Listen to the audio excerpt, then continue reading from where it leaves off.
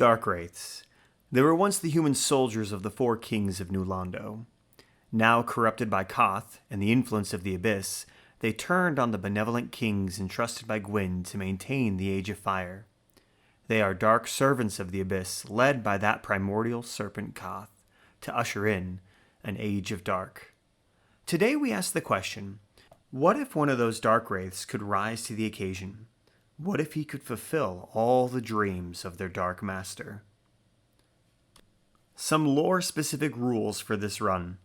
Darkwraiths are opposed to anything connected to the First Flame, so we will kill any Firekeepers we come across.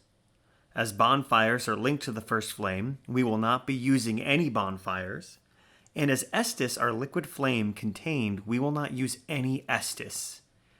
Oh boy. Roll the intro. Hello everyone and welcome to another exciting Dark Souls run. We are going to do a full run from New Game 1 to New Game 7. This time we're going to play as the various mobs around Dark Souls. To specify, this means I'm going to be using the gear of the various mobs around the map. I am not going to be using what they drop, as some drop gear that they do not use. However, if they hold it, if they wear it, I can use it.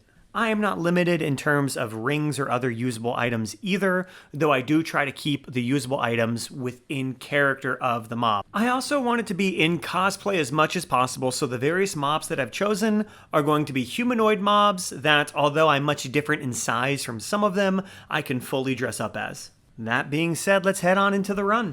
So, to clarify, for this run, we're stuck with the Darkwraith armor set, which has decent poise, elemental, bleed, and poison protections. Their shield is an 80% damage reduction Darkhand, which can also absorb humanity off of human NPCs. It can parry and used in the main hand does 200 damage. And finally, the Dark Sword, which is a broadsword that's double the weight, has a cool looking heavy attack, and is slightly longer. I was also pleasantly surprised with how fast this weapon attacks. I will also allow myself to spend souls at Firelink, since that's where I will respawn anyways. I originally wasn't going to do this, but I can't afford to waste an entire run's worth of souls while I'm planning to go all the way up to New Game 7 in the future. I was also going to forego using Homeward Bones, as they're also tied in the lore to the First Flame, but there are places where I have to teleport, like at the bottom of Nito's tomb, and that would mean I have to use the Dark Sign and lose all my humanity and souls. No thank you. So I will be allowed to use Homeward Bones as well. Knowing that, let's head into the run. Going through the Asylum, I test out my weapon on the Asylum Demon, and it works just fine. We then head to Firelink Shrine, and I give the Crestfallen Warrior a little smooch before finishing him off. First thing we want to do is say hi to Daddy Koth. We head down to Ingward, we give him a huge kiss, and then we drain the lake. Before I embarrass myself, I remember that I need to buy the crest and kill Sif. While over there, I make a quick pit stop to drain Sigmar, and then I head over to Sif. You don't want to watch this. And then we take on the Four Kings. Our moveset makes us hard to hit in a weird way that works in our favor, and they go down. Then we high-five Koth, increase our rank, and let him know that all his dreams are about to come true. I make a quick pit stop over to drain and then kill Havel. We free, drain, and then kill Lautrec. Then I kill the gargoyles. We ring the bell, and we commit sins against Oswald.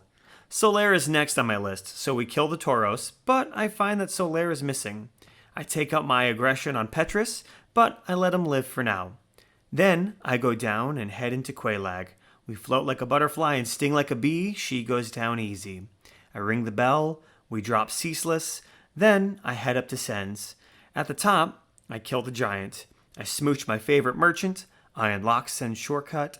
I'm going to use this a lot on this run because remember, I'm running everywhere. No bonfires. Then I take down the golem and take the elevator to Anor Londo. Up top, I give the Firekeeper a kiss. I smash the gargoyle and I head through the rafters.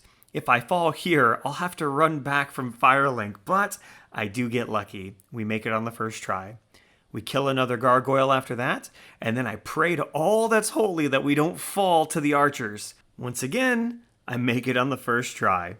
Then it's time for Ornstein and Smo. If I die, it's going to suck. But it's only New Game 2, and our kid is good enough to survive this. We drop Ornstein and punish Smo. First try once again. I grab the Lordvessel between the very large chest and I murder the Mimic. I didn't kill Gwendolyn this run because it's such a tedious fight, and I didn't think it tied too heavily to the narrative, but here's some stock footage of someone beating Gwendolyn. Because I can't teleport, I run into the Dark Moon soldiers. Then, I continue my rampage against the Firekeeper. I then continue to run from New Londo all the way to the Kiln. Originally, I thought I could go straight to Duke's, but I remember I have to place the Lordvessel first. Finally, once at the bottom, I place the Lordvessel. We spend our souls while we're here at Firelink, and then we head down to obliterate Pinwheel. I drain Patches and kick him into the abyss. I dread fighting Nito because if I die, I'll have to run all the way from Firelink, through the catacombs, then the Tomb of Giants. But Nito usually doesn't give me any problems until New Game 5, so I'm so glad I did this run for New Game 2.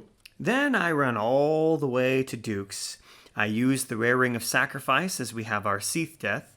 I run through Duke's, luckily our spawn point is now over here, and we kill Seath. We were already carrying a gross amount of humanity, and using humanity to heal, and we had the Cursebite Ring, so this fight actually wasn't that big of a deal. Then, because we can't warp, and because our spawn point got set to Duke's prison, we have to run all the way from Duke's Archives down to the Demon Fire Sage. If I die to the Fire Sage, I'll have to run all the way from Firelink, but luckily Fire Sage is just a clown, and so is the Centipede Demon. I run through Lost Izalith, and I'm dreading the Bed of Chaos. This will be the eternal purgatory of all runbacks. But I head to the Bed of Chaos, I kill the witch, and honestly, I could have just run past her, but I was just stalling. But I use everything I've ever learned on the Bed of Chaos, and I complete the run with one clutch force quit. I cannot tell you how relieved I was. Now, it's time for the real boss. I kill the Hydra, the Golden Golem, I talk to Dusk twice, and then kill the Crystal Golem back up at Duke's Archives. You see, for those of you who don't know, Sir Nidatorius was tasked with defeating the Abyss, and we messed him up, and I want to finish the job. And his little dog, too. Is that too soon? Fighting the Guardian is easy, and I try to kill Chester, but he's at the wrong angle, and I decide to let him live, because he's not required for the run, and he's a tough fight, and this run back would suck. We fight the final boss, Artorias. I expected to die multiple times here, but the last time I fought him was his big, slow Havel on New Game 7. Compared to that, this is a breeze, and I find that our moveset once again makes us pretty difficult to hit. So we dance with Artorias, we put him down, and after Artorias, we murder his girlfriend.